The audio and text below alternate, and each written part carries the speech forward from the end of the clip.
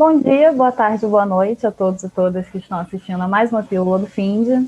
Eu sou Lines Pessoa, economista e pesquisadora do FIND, e hoje estou aqui com Alfredo Saad Filho, professor de Política Econômica e Desenvolvimento Internacional do King's College de Londres. Alfredo, muito obrigada por você ter aceitado o nosso convite, é um prazer poder conversar com você aqui hoje. Lines, obrigado pelo convite. Bem, nós sabemos que as economias globais elas têm passado por profundas transformações desde as décadas de 70 e 80, né, com o avanço do neoliberalismo, né, que afetou a compreensão acerca da vida em sociedade e do papel do Estado, e também com o advento da financiarização, que é um importante componente do atual estágio de desenvolvimento do capitalismo. A crise da pandemia ela evidenciou a necessidade e a importância de políticas públicas apropriadas, né, que visem garantir os direitos assegurados constitucionalmente, e também suscitou o debate acerca do papel do Estado, nos relembrando a sua importância enquanto agente ativo. Mas além da crise da pandemia, atualmente nós temos uma crise de múltiplas dimensões que pode ser entendida como um efeito de todas as transformações que se seguiram do neoliberalismo. Então, você poderia falar um pouco para a gente sobre essa crise multifacetada, né, que ocorre simultaneamente a um crescente processo de financiarização, e também falar um pouco sobre a forma que essa crise se expressa em economias periféricas como a economia brasileira? A gente vive hoje em dia, como você mencionou, coisa de 3, 4, 5 décadas, uma nova fase do capitalismo internacional, a fase neoliberal. O capitalismo passa por fases históricas distintas, uma fase liberal clássica antes da Primeira Guerra Mundial, uma fase de turbulência entre as duas guerras mundiais, uma fase social-democrata e keynesiana e desenvolvimentista depois da Segunda Guerra Mundial, e a partir da crise que terminou o boom do pós-guerra, o capitalismo se reestruturou e vive uma fase neoliberal. Uma fase neoliberal que tem características muito claras. A característica mais importante dessa fase é justamente a financiarização, como você apontou. Financiarização enquanto domínio por parte do capital financeiro, que Marx chamava de capital portador de juros, o domínio por parte desse capital das funções de alocação de recursos na economia. Controle da alocação de recursos para consumo, para investimento, o controle da alocação de recursos que determina a quantidade, o nível do produto, a composição do produto, a composição e o nível de emprego, as formas de inserção internacional da economia, são definidas de uma maneira descentralizada por parte do capital portador de juros nessa fase do capitalismo, uma fase de transnacionalização da produção a nível das firmas. No período anterior, as economias tinham as cadeias produtivas basicamente internalizadas dentro do território nacional e as economias se interligavam na troca de bens finais.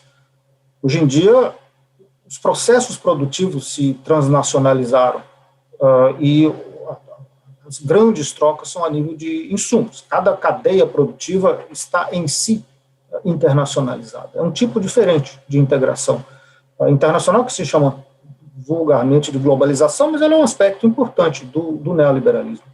O neoliberalismo que adquiriu o domínio sobre a política de Estado. O neoliberalismo não é o recuo do Estado. O neoliberalismo é a transformação do papel do Estado para impor justamente esse tipo de alocação de recursos, esse tipo de integração internacional da produção. Com todos os impactos que isso tem a nível da estrutura econômica, por exemplo, no caso brasileiro, desindustrialização precoce. No caso de outros países, a reestruturação a nível global, a reestruturação da distribuição da capacidade produtiva no setor manufatureiro, por exemplo. Uma enorme concentração dessa capacidade produtiva no leste da Ásia, com a China ocupando um lugar central nessas cadeias produtivas e a China se tornando o centro manufatureiro a nível global. E processos de desindustrialização acentuada em outras economias, nas grandes economias avançadas do capitalismo internacional. Economias que se chocaram com esse processo de desindustrialização no começo da pandemia, 1 ano atrás, quando perceberam que não tinham capacidade de produzir equipamento de proteção para o seu pessoal da área de saúde. Não tinha capacidade de produção de máscara, não tinha capacidade de produção de equipamento de ventilação para os hospitais, não tinha capacidade de produção de uma série de medicamentos também. E tiveram que ir atrás da China para pedir, pelo amor de Deus, que a China produzisse mais desses equipamentos para poder atender o setor de saúde que estava desesperadamente necessitado, nessas outras grandes economias. Um grande choque. Perceber que a globalização neoliberal, de repente, não funcionava mais. É um tipo de funcionamento da economia global que ficou bastante evidente, que tinha trouxe grandes ganhos de produtividade, mas que trouxe também problemas a nível internacional, que ficaram bastante transparentes durante a pandemia. Mas existia um problema anterior, que essas transformações do setor produtivo durante o período neoliberal, que se traduziram de maneira particularmente dramática na forma de desindustrialização em toda uma série de países, reestruturação de cadeias produtivas, mudança estrutural na restrição de balanço de pagamentos em uma série de países, etc. Essas mudanças tiveram impacto na estrutura social também, na composição do emprego, no nível do emprego e na estrutura social dos países de economia neoliberal. E isso não tinha sido pensado de uma maneira muito clara, é difícil antecipar consequências com esse nível de detalhe. Mas o que ocorreu no caso do Brasil, no caso dos Estados Unidos de maneira dramática, nas economias da Europa Ocidental de maneira dramática, foi uma grande reestruturação social como consequência da reestruturação econômica patrocinada pelo neoliberalismo. De uma maneira muito, muito breve, milhões de empregos foram perdidos com o crescimento da produtividade do setor manufatureiro, com a entrada de novas tecnologias durante o período neoliberal e com o deslocamento da capacidade produtiva, particularmente do setor manufatureiro, deslocamento dessa capacidade para o Extremo Oriente em geral e para a China em particular.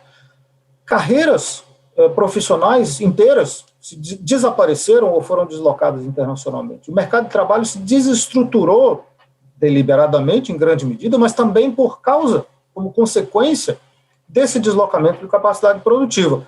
Então, as sociedades passaram a viver de uma maneira distinta, economicamente de uma maneira distinta.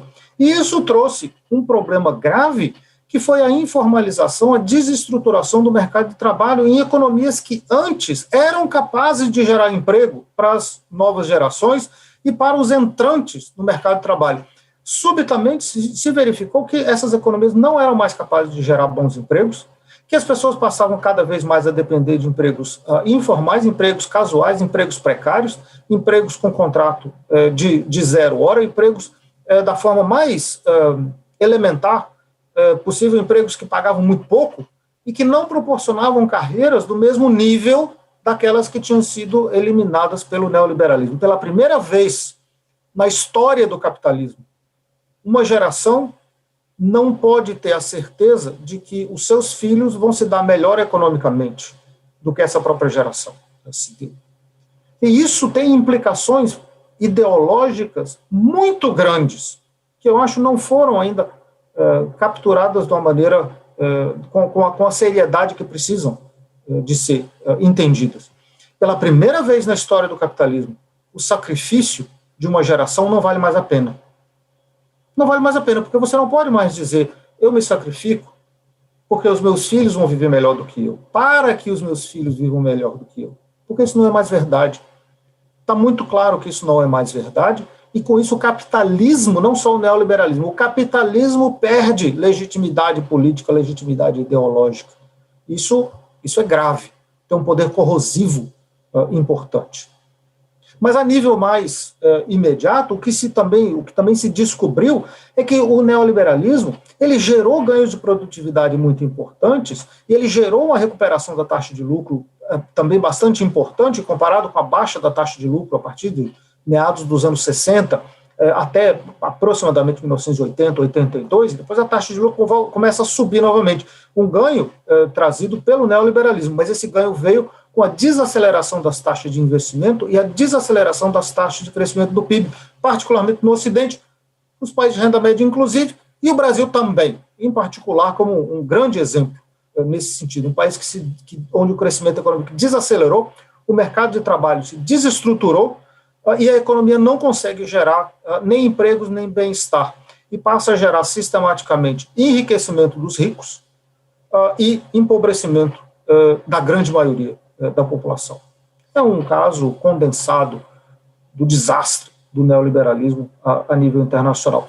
E a gente se choca com essas limitações durante a pandemia, quando a gente descobre que grande parte da população não tem como se proteger, porque faz o trabalho chamado essencial. O que é o trabalho essencial? É o trabalho que você não pode fazer de casa, que você tem que se arriscar, que você tem que se deslocar e tem que se arriscar sua vida para ganhar pouco, como motorista de ônibus, como pessoa que faz a limpeza nos hospitais, como funcionário dos hospitais, como pessoa que vende nas lojas, toda uma série de empregos que levou a uma vulnerabilidade muito grande de enormes parcelas da população que já ganhavam pouco, que continuam ganhando pouco, que receberam elogios por serem trabalhadores essenciais, mas não receberam garantia de nada, nem de renda e nem de vida.